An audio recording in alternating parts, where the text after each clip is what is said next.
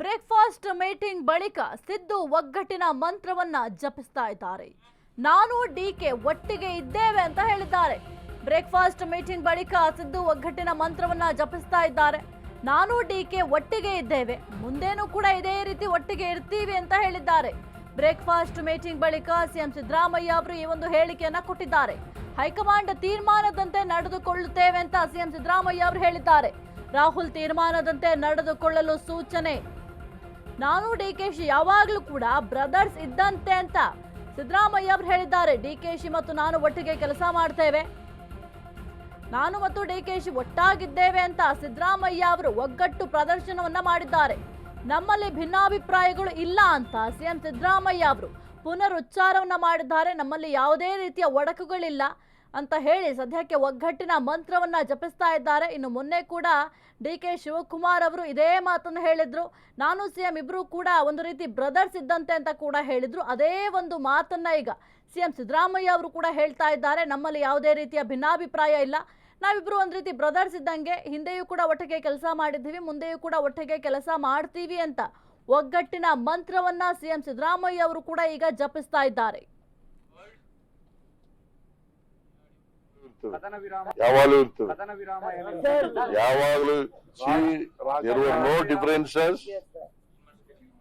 Myself and DK Shivakumar were united. We unitedly run the government.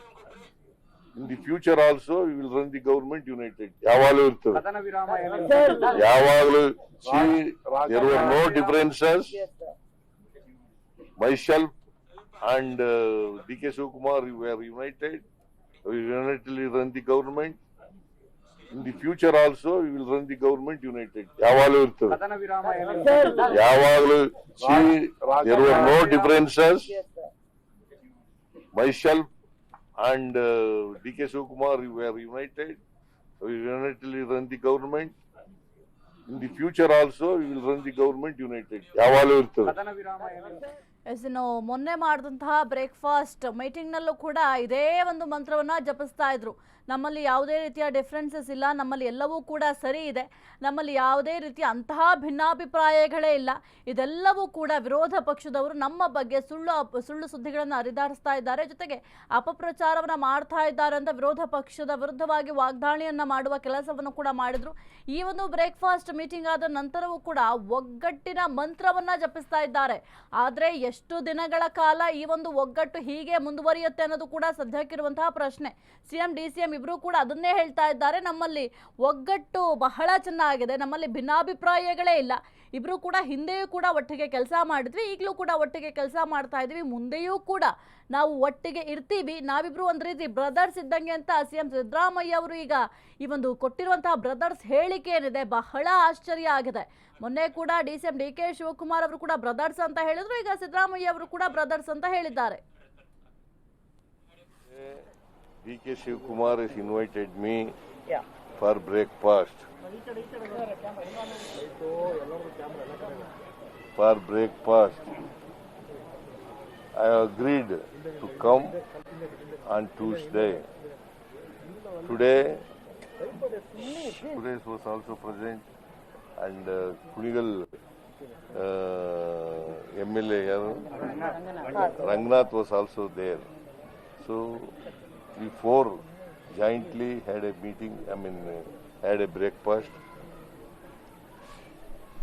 and we have not discussed anything during the breakfast. Sir, you have not discussed anything, sir. You said you would be calling. After that we discussed. No. After that, after the breakfast, today DK Shivakumar has invited me for breakfast. For breakfast, I agreed to come on Tuesday. Today was also present, and Kunigal MLA Rangnath was also there. So we four jointly had a meeting, had a breakfast, and we have not discussed anything during the breakfast. Sir, you have not discussed anything, sir. You said you would be calling. After that we discuss. No. After that, after the breakfast, ಯಾವಾಗಲೂ ಇರ್ತದೆ. ಯಾವಾಗಲೂ there were no differences. Yes, sir. Myself and D.K. Shivakumar, we were united. We unitedly run the government. In the future also, we will run the government united. ಯಾವಾಗಲೂ ಇರ್ತದೆ. ಯಾವಾಗಲೂ there were no differences. Yes, sir. So ನಮ್ಮಲ್ಲಿ ಯಾವುದೇ ರೀತಿಯ differences ಇಲ್ಲ. ನಾವು breakfast ಸಮಯದಲ್ಲಿ ಯಾವ ವಿಚಾರದ ಬಗ್ಗೆ ಕೂಡ ಚರ್ಚೆ ಮಾಡಿಲ್ಲ. ಬ್ರೇಕ್ಫಾಸ್ಟ್ ಆದ ನಂತರ ಕೆಲವೊಂದಿಷ್ಟು ರಾಜ್ಯ ರಾಜಕಾರಣದ ವಿಚಾರವಾಗಿ ಚರ್ಚೆ ಮಾಡಿದ್ದೀವಿ. ನಮ್ಮಲ್ಲಿ ಯಾವುದೇ ರೀತಿಯ ಒಡಕಿಲ್ಲ ಅಂತ ಹೇಳ್ತಾ ಇದ್ದಾರೆ. ಆದರೆ ಈ ಒಂದು ಒಡಕು ಇಲ್ಲ ಅನ್ನೋದು ಎಷ್ಟು ದಿನಗಳ ಮಟ್ಟಿಗೆ ಅನ್ನೋದು ಕೂಡ ಬಹಳ ಮುಖ್ಯ ಆಗುತ್ತೆ. ಈಗ ಡಿಸೆಂಬರ್ 8ನೇ ತಾರೀಕು ಅಧಿವೇಶನ ಇದೆ. ಅಧಿವೇಶನದವರೆಗೂ ಮಾತ್ರ ಈ ಒಂದು ಒಗ್ಗಟ್ಟು ಪ್ರದರ್ಶನ ಆಗುತ್ತಾ, ಅಥವಾ ಅಧಿವೇಶನ ಮುಗಿದ ನಂತರವೂ ಕೂಡ ಇದೇ ರೀತಿ ನನಗೆ ಅವ್ರ ಬ್ರದರು ಅವ್ರಿಗೆ ನಾನು ಬ್ರದರ್ ಅಂತ ಹೇಳ್ಕೊಂಡು ಓಡಾಡ್ತಾರಂತ ನೋಡಬೇಕಾಗತ್ತೆ. ಈ ಒಂದು ಬ್ರೇಕ್ಫಾಸ್ಟ್ ಮೀಟಿಂಗ್ಗಳೀಗ ಏನು ಮಾಡ್ತಾ ಇದ್ದಾರೆ, ಒಂದು ವಾರದಲ್ಲಿ ಇದು 2ನೇ ಬ್ರೇಕ್ಫಾಸ್ಟ್ ಮೀಟಿಂಗ್. ಮೊದಲ ಬ್ರೇಕ್ಫಾಸ್ಟ್ ಮೀಟಿಂಗ್ ಸಿಎಂ ಸಿದ್ದರಾಮಯ್ಯ ಅವರ ಕಾವೇರಿ ನಿವಾಸದಲ್ಲಿ ಮಾಡಲಾಯಿತು. ಅದಾದ ನಂತರ ಸುದ್ದಿಗೋಷ್ಠಿಯನ್ನು ಮಾಡಿದ್ರು. ಆ ಒಂದು ಸಂದರ್ಭದಲ್ಲೂ ಕೂಡ ಕೆಲವೊಂದಿಷ್ಟು ವಿಚಾರಗಳ ಬಗ್ಗೆ ಚರ್ಚೆಯನ್ನು ಕೂಡ ಮಾಡಿದ್ರು. ಅದು ಕೂಡ ಹೈಕಮಾಂಡ್ ಸೂಚನೆಯನ್ನು ಕೊಟ್ಟಿತ್ತು. ಹೈಕಮಾಂಡ್ ಸೂಚನೆಯ ಮೇರೆಗೆ ಈ 2 ಬ್ರೇಕ್ಫಾಸ್ಟ್ ಮಾಡಿದ್ದಾರಂತ ಕೂಡ ಸದ್ಯಕ್ಕೆ ಗೊತ್ತಾಗ್ತಾ ಇರುವಂಥದ್ದು. ಇನ್ನು ಹೈಕಮಾಂಡ್ ನಿಮ್ಮಲ್ಲಿ ಏನೆಲ್ಲ ಗೊಂದಲಗಳಿದ್ದಾವೆ ಅದನ್ನು ನೀವೇ ಪರಿಹರಿಸ್ಕೊಳ್ಳಿ ಅಂತ ಕೂಡ ಹೇಳಿತ್ತು. ಕೈನಲ್ಲಿ ಸಿಎಂ ಸೀಟ್ ಸೆಟಲ್ಮೆಂಟ್ ಸಸ್ಪೆನ್ಸ್ ಆಗಿ ಉಳಿದಿದೆ. ಒಳಗೊಳಗೆ ಒಡಕು ಒಡಕು ಒಡಕು, ಹೊರಗೆ ಮಾತ್ರ ಒಗ್ಗಟ್ಟು. ಪವರ್ ಫೈಟ್ ಸಿದ್ದು ಡಿಕೆ ಕ್ಯಾಂಪ್ನ ಅಸಲಿ ಕಹಾನಿ ಏನು? ಹಾಗಾದ್ರೆ ಸಿಎಂ ಡಿಸಿಎಂ ಕ್ಯಾಂಪ್ನಲ್ಲಿ ಅಸಲಿಗೆ ನಡೀತಾ ಇರೋದಾದ್ರೂ ಏನು? ಸದ್ಯಕ್ಕೆ ಕೈನಲ್ಲಿ ಒಂದು ಪವರ್ ಫೈಟ್ ವಿಚಾರ ಸದ್ಯಕ್ಕೆ ತಣ್ಣಗಾಗಿದೆಯೇ ವಿನಃ ಆ ಒಂದು ಪವರ್ ಫೈಟ್ಗೆ ಕಂಪ್ಲೀಟ್ ಆಗಿ ಫುಲ್ ಸ್ಟಾಪ್ ಅಂತೂ ಬಿದ್ದಿಲ್ಲ. ಮಾಧ್ಯಮಗಳ ಮುಂದೆ ನಮ್ಮಲ್ಲಿ ಒಗ್ಗಟ್ಟಿದೆ ಅಂತ ಹೇಳ್ತಾನೆ ಇದ್ದಾರೆ. ಇಬ್ರು ಕೂಡ ಪ್ರತಿ ಬಾರಿ ಪುನರುಚ್ಚಾರವನ್ನ ಮಾಡ್ತಾ ಇದ್ದಾರೆ. ಸುದ್ದಿಗೋಷ್ಠಿಯ ಸಂದರ್ಭದಲ್ಲೂ ಕೂಡ ನಮ್ಮಲ್ಲಿ ಒಗ್ಗಟ್ಟಿದೆ ಅಂತ ಹೇಳ್ತಾ ಇದ್ದಾರೆ. ಆದರೆ ಒಗ್ಗಟ್ಟು ಅನ್ನೋದು ಮೇಲ್ನೋಟಕ್ಕೆ ಇರುವಂತಹ ಒಗ್ಗಟ್ಟು ಯಾವತ್ತೂ ಕೂಡ ಉಪಯೋಗ ಬರೋದಿಲ್ಲ. ಯಾಕೆಂತಂದ್ರೆ ಈಗ ಸಾಕಷ್ಟು ಒಡಕಂತೂ ಕಾಂಗ್ರೆಸ್ನಲ್ಲಿ ಇರೋದು ಸ್ಪಷ್ಟವಾಗಿ ಗೊತ್ತಾಗ್ತಾ ಇದೆ. ಅದು ಕೂಡ ಮುಖ್ಯವಾಗಿ ಈ ಒಂದು ಪವರ್ ಶೇರಿಂಗ್ ವಿಚಾರಕ್ಕೆ ಸಂಬಂಧಪಟ್ಟಂತೆ ಎಷ್ಟೆಲ್ಲ ವಾದ ಪ್ರತಿವಾದ ಗೊಂದಲಗಳೆಲ್ಲವೂ ಕೂಡ ನಿರ್ಮಾಣ ಆಗಿತ್ತು ಕಾಂಗ್ರೆಸ್ ಪಾಳ್ಯದಲ್ಲಿ ಅಂತ ಎಲ್ರಿಗೂ ಕೂಡ ಗೊತ್ತಿದೆ. ಮುಖ್ಯವಾಗಿ ಈಗ ಯಾವ ರೀತಿ ಆಗಿದೆ ಅಂತಂದ್ರೆ ಕಾಂಗ್ರೆಸ್ ಈಗಲೂ ಕೂಡ ಒಡೆದ ಮನೆಯ ರೀತಿಯಲ್ಲೇ ಇದೆ. ಮೇಲ್ನೋಟಕ್ಕೆ ಮಾತ್ರ ಈ ಒಂದು ಬ್ರೇಕ್ಫಾಸ್ಟ್ ಮೀಟಿಂಗ್ಗಳಾಗಿರಬಹುದು ಅಥವಾ ಇಬ್ಬರು ಜೊತೆಯಲ್ಲಿ ಕಾಣಿಸ್ಕೊಳ್ಳೋದಾಗಿರಬಹುದು, ಒಬ್ಬರ ಬಗ್ಗೆ ಒಬ್ಬರು ಪ್ರೀತಿ ವಿಶ್ವಾಸದಿಂದ ಮಾತನಾಡೋದಾಗಿರಬಹುದು, ಎಲ್ಲವೂ ಕೂಡ ಆಗ್ತಾ ಇದೆ.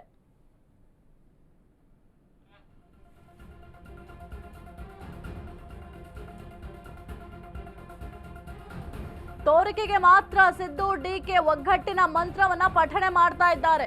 ಸಿಎಂ ಸೀಟ್ ಬಿಟ್ಕೊಡಲು ಮನಸ್ಸು ಮಾಡದ ಸಿದ್ದರಾಮಯ್ಯ ಅವರು ಈಗ ಬಿಟ್ರೆ ನನಗೆ ಬೇರೆ ಆಪ್ಷನ್ ಇಲ್ಲ ಅಂತ ಡಿಕೆ ಬಿಗಿ ಪಟ್ಟನ್ನ ಹಿಡ್ಕೊಂಡಿದ್ದಾರೆ. ಹೈಕಮಾಂಡ್ ವರೆಗೂ ತನ್ನ ಸಂದೇಶವನ್ನ ರವಾನಿಸಿರೋ ಡಿಸಿಎಂ ಸೀಟ್ ಫೈಟ್ ಸಮಸ್ಯೆ ಬಗೆಹರಿಸದೆ ಹೈಕಮಾಂಡ್ ಅತ್ತ ಬೊಟ್ಟು ಮಾಡ್ತಾ ಇದ್ದಾರೆ. ಜಸ್ಟ್ ಹೈಕಮಾಂಡ್ ಮಂತ್ರವನ್ನ ಜಪಿಸ್ತಾ ಇದ್ದಾರೆ ಸಿದ್ದು ಡಿಕೆಶಿ. ನೀವೇನೇ ಪ್ರಶ್ನೆಯನ್ನ ಮಾಡಿ ಎಲ್ಲವೂ ಕೂಡ ಸುತ್ತಕೊಂಡು ಹೈಕಮಾಂಡ್ ಬುಡಕ್ಕೆ ಹೋಗುತ್ತೆ. ತೋರಿಕೆಗೆ ಮಾತ್ರ ಸಿಎಂ ಮತ್ತೆ ಡಿಸಿಎಂ ಇಬ್ರು ಕೂಡ ಒಗ್ಗಟ್ಟಿನ ಮಂತ್ರವನ್ನ ಪಠಣೆ ಮಾಡ್ತಾ ಇರುವಂತದ್ದು.